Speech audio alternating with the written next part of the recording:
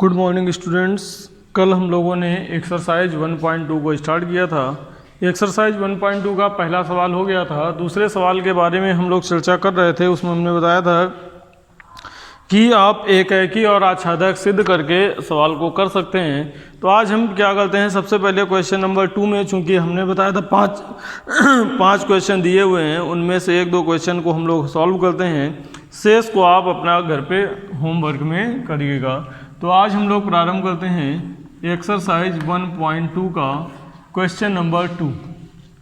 तो एक्सरसाइज 1.2 का जो क्वेश्चन नंबर 2 का फर्स्ट है, उसमें कह रहा है यदि f(x) बराबर x² हो और f परिभाषित हो n से n में, f कहाँ से कहाँ तक परिभाषित हो, n से n तक, और f(x) बराबर हो x²। तो जब f(x) बराबर x² है और f परिभाषित है n से n तक, तो इसमें क्या करेंगे कि n का मतलब होता है नेचुरल नंबर। n का मतलब क्या होता है? Natural number. तो नेचुरल नंबर के आधार पर इसको परिभाषित करेंगे। नेचुरल नंबर वे संख्याएं होती हैं जो 1 से प्रारंभ होती हैं, 1, 2, 3, 4, इस तरह की जो संख्याएं हैं उनको हम क्या कहते हैं? नेचुरल नंबर कहते हैं। तो नेचुरल नंबर में सबसे पहली चीज़ जो संख्याएं आती हैं वो धनात्मक संख्याएं आती हैं और पूर्णांक आते हैं। तो इनमें अगर f(x) बराबर x² दिया हुआ है, f(x) बराबर क्या दिया हुआ है? x²। तो हम 2 संख्याएं ले लें। माना कि कोई 2 संख्याएं हैं, एक है x1 और एक है x2 बिलोंग्स टू n। माना कि x1, x2 belongs to n।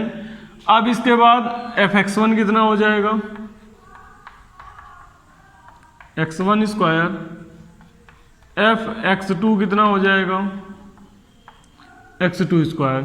तो f(x1) बराबर x1², f(x2) बराबर हो जाएगा x2²। अब एकाकी फलन दिखाने के लिए क्या होना चाहिए? f(x1) बराबर f(x2). f(x1) बराबर है f(x2). तो जब f(x1) बराबर f(x2) है तो क्या आ जाएगा? x1² बराबर x2², या इससे आ जाएगा x1 बराबर x2। तो जब f(x1) बराबर f(x2) है तो क्या है? x1 बराबर x2 है। तो जब f(x1) बराबर f(x2) है तो x1 बराबर x2 है, यानी कि फलन कैसा है? एकाकी है। अतः f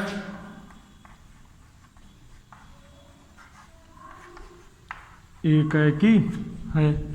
फिर इसके बाद आच्छादक के लिए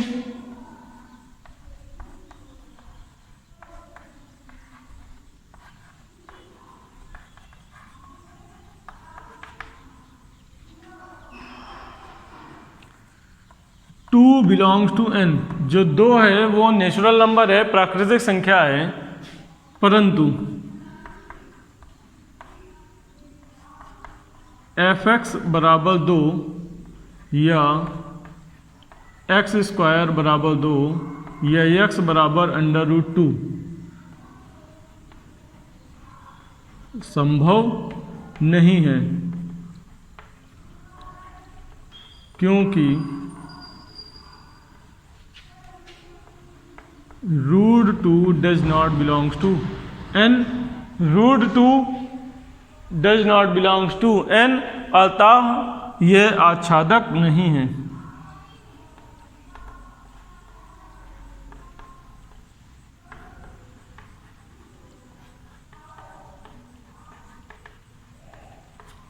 तो ये हो गया आपका फर्स्ट पार्ट, जिसमें फलन एकाकी तो है परंतु आच्छादक नहीं है। एकाकी तो है आपका फलन, लेकिन आच्छादक नहीं है। ये हो गया पार्ट फर्स्ट। अब इसमें क्या है, इसी तरह से जब सेकंड करेंगे तो ये जो n है नेचुरल नंबर है, इसकी जगह उसमें z दिया हुआ है। तो z जो होता है वो सेट ऑफ इंटीजर होता है, पूर्ण संख्याओं का समुच्चय होता है। तो वहाँ धन पूर्ण संख्याएं भी होती हैं और ऋण पूर्ण संख्याएं भी होती हैं। तो जब धन पूर्ण और ऋण पूर्ण दोनों होंगी तो -1 और 1 दोनों बिलोंग करते हैं किसको, z को, और f -1 बराबर आ जाएगा 1, f1 बराबर भी कितना आ जाएगा 1। तो जब f1 बराबर भी 1 आएगा, f -1 भी 1 आएगा, तो वहां पर क्या लिख देंगे, देख लेते हैं इसको पूरा क्या क्या करना है आपको।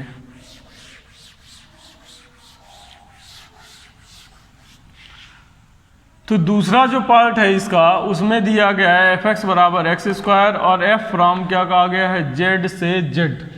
तो z का मतलब हमने बताया इंटीजर होता है, इंटीजर का मतलब पूर्ण संख्याओं का समुच्चय। तो पूर्ण संख्या धन पूर्ण भी होती हैं और ऋण पूर्ण भी होती हैं। तो -1 1 बिलोंग्स टू z, f -1 बराबर क्या आ जाएगा 1² यानी कि -1² यानी कि 1, f1 बराबर भी आ जाएगा 1² यानी कि 1। तो f -1 बराबर f1, f जो -1 है वो बराबर है f1, परंतु -1 डज नॉट इक्वल्स टू 1, -1 और 1 इक्वल नहीं है, तो एकाकी नहीं है। जो f है वो एकाकी नहीं है, f जो है वो एकाकी नहीं है।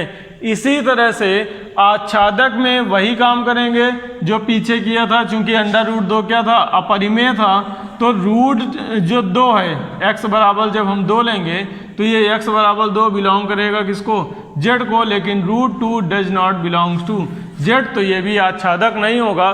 तो आच्छादक का प्रोसेस पूरा वही रहेगा जो पार्ट फर्स्ट में था।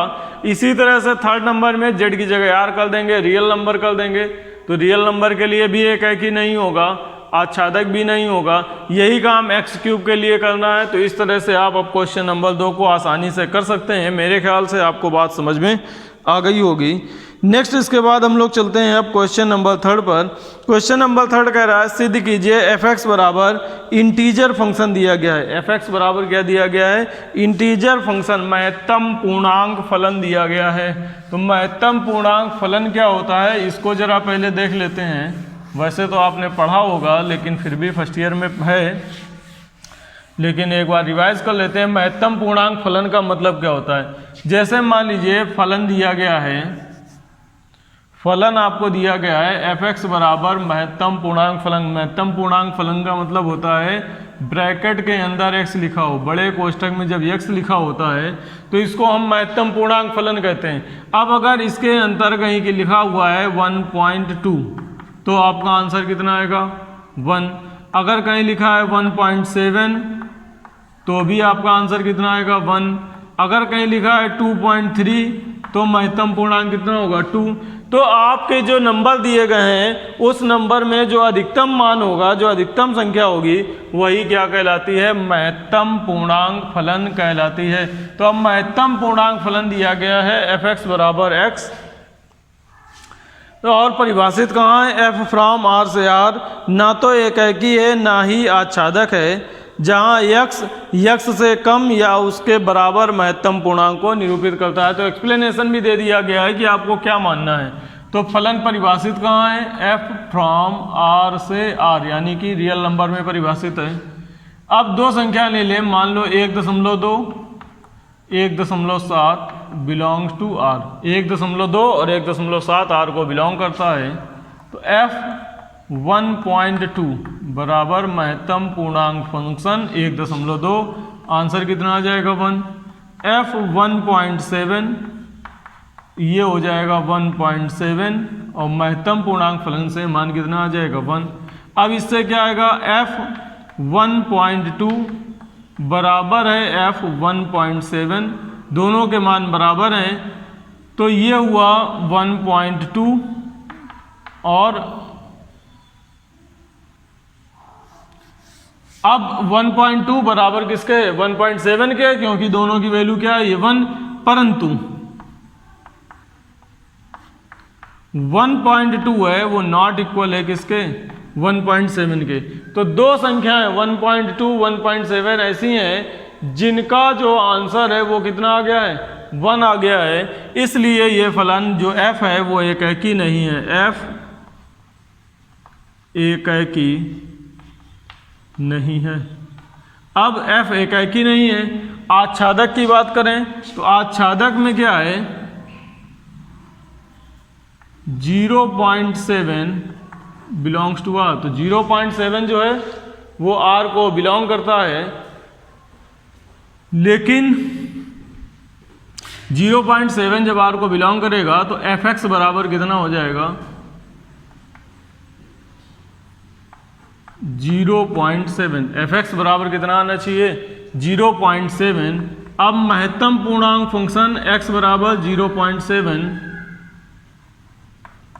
जो संभव नहीं है, क्योंकि यह महत्तम पूर्णांक फलन है,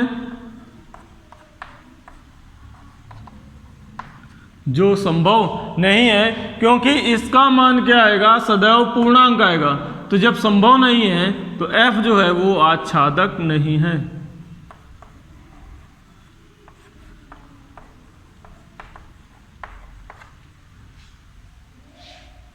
जो संभव नहीं है, अतः f आच्छादक नहीं है। तो ये बात हुई हमारी फलन को एकैकी और आच्छादक सिद्ध करने की। तो एकैकी और आच्छादक से तात्पर्य आपको समझ में आ गया होगा। एकैकी तब फलन होगा जब उसके मान क्या हो जाएं, बराबर हो जाएं। ये दोनों मान भी बराबर हो तब fx1 बराबर fx2 हो, यानी कि fx1 बराबर fx2 तब हो जब x1 बराबर x2 हो।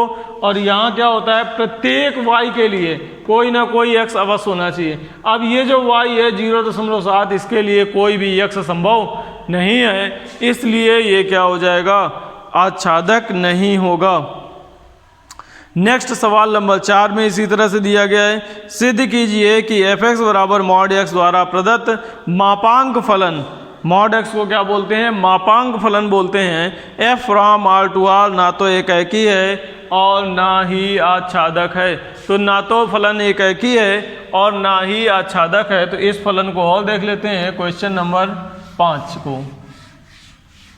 करना बिल्कुल इसी तरह से है, ना एकैकी है ना आच्छादक है। तो करेंगे क्या, इस बात को देखते हैं जरा। सवाल नंबर है 5।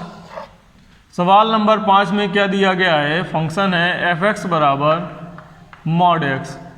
अब f(x) बराबर मॉड x है और f परिभाषित है कहाँ, r से। r में कोई दो संख्याएं ले लें, -2, 2 दोनों क्या है, r को बिलोंग करती हैं। अब f-2 बराबर मॉड -2 बराबर कितना आ जाएगा, 2। f2 बराबर मॉड 2 बराबर 2, यानी कि f-2 बराबर किसके है, f2 के। परंतु -2 डज नॉट इक्वल टू 2, तो f जो है वो एकैकी नहीं है।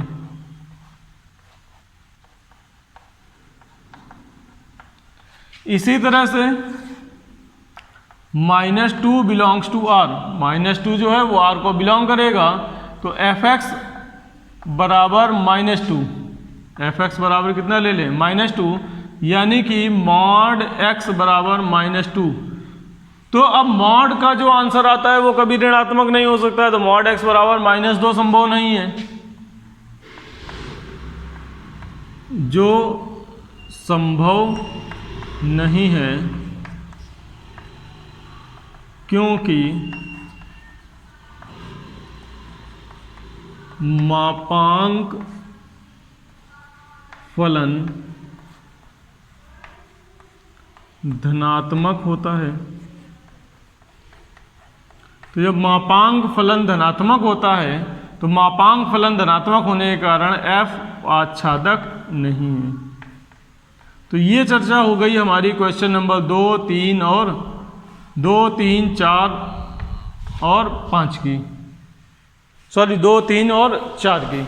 ये था क्वेश्चन नंबर 4। तो 2, 3 और 4 की चर्चा हो गई है। अब इसके बाद जो क्वेश्चन नंबर 5 है इसकी चर्चा हम लोग नेक्स्ट क्लास में प्रारंभ करेंगे।